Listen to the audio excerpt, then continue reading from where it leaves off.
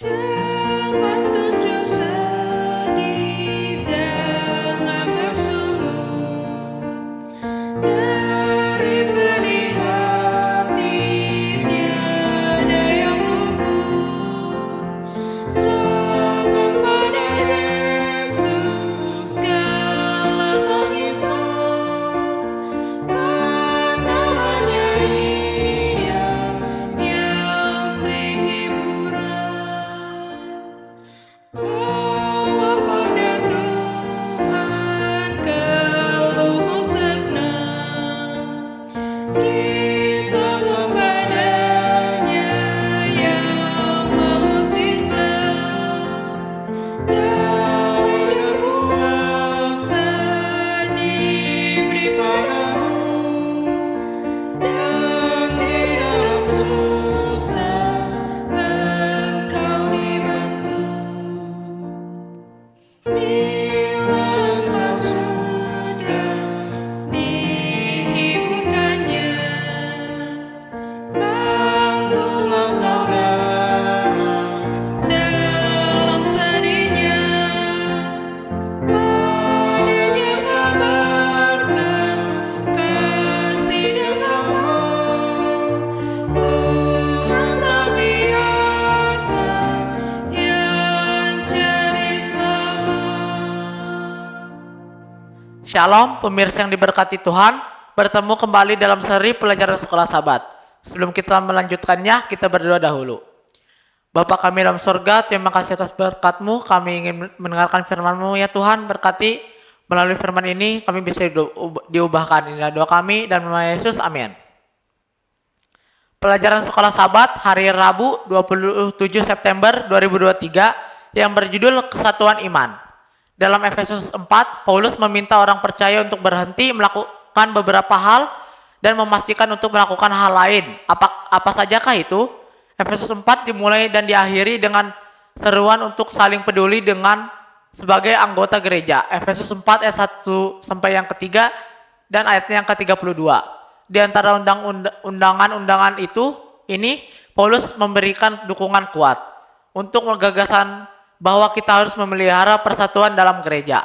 Dimulai dengan memberikan 7 daftar. 1, ada satu tubuh, satu roh, satu harapan, satu Tuhan, Yesus Kristus. 1 iman, 1 baptisan, 1 Allah dan Bapa. Efesus 4 ayat 4 sampai yang ke-5. Kita terikat bersama oleh kenyataan rohani ini. Kita pada kenyataannya bersatu, sementara persatuan adalah kepastian teologis, itu membutuhkan kerja keras kita. Jadi kita harus selalu berusaha untuk memelihara kesatuan roh. Efesus 4 ayat yang ketiga. Salah satu cara kita masing-masing dapat melakukannya adalah dengan menjadi bagian aktif dari tubuh Kristus. Efesus 4 ayat 7 sampai yang ke-16. Setiap anggota adalah bagian tubuh yang berbakat dan harus berkontribusi pada kesehatannya. Efesus 4 ayat 7 dan ayat yang ke-16. Dan semua harus mendapatkan manfaat dari pekerjaan para rasul, nabi, penginjil, dan pendeta, dan guru. Efesus 4 ayat 11 dan 12. Ini seperti ligamen dan tendon, memiliki fungsi pemersatu. Membantu kita tumbuh bersama di dalam Kristus yang adalah kepala tubuh. Efesus 4 ayat 13 dan 15. Pada saat itu, Paulus juga memberitahu mereka bahwa kita bukan lagi anak-anak yang diombang-ambingkan oleh rupa-rupa angin pengajaran, oleh permainan palsu manusia dalam kelicikan mereka yang menyesatkan. Efesus 4 ayat ke-14. Kata-kata yang dengan jelas menunjukkan bahwa gereja mula-mula menghadapi beberapa pergumulan dari dalam permainan palsu manusia. Ketika Paulus beranjak menuju seruan terakhirnya untuk ramah seorang terhadap orang lain, penuh kasih mesra dan saling mengampuni. Efesus 4 ayat 32 NKJV. Ia meminta orang percaya untuk menghindari kedegilan hati mereka sebelumnya. Efesus 4 ayat 17 sampai ke-24. Dan untuk menghindari kemarahan dan ucapan kasar. Menggantikan bahasa yang membangunkan dan memberikan kasih karunia. Efesus 4 ayat 25 sampai 31. Pasal tentang persatuan ini cukup mudah dibaca ketika segala sesuatunya damai. Adalah lebih menantang dan penting untuk membacanya ketika kita terlibat dalam beberapa konflik. Apakah Anda ingat hari ini untuk mengalami kesatuan tubuh Kristus, kesatuan yang untuknya dia mati?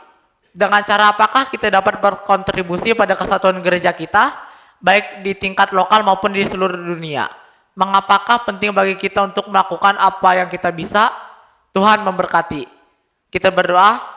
Bapa kami dalam sorga, kami telah mendengarkan firman-Mu ya Tuhan, berkati melalui firman ini kami bisa dikuatkan dan bisa menjadi pedoman dalam kehidupan kami Tuhan. Berkati juga supaya kami bisa bersatu.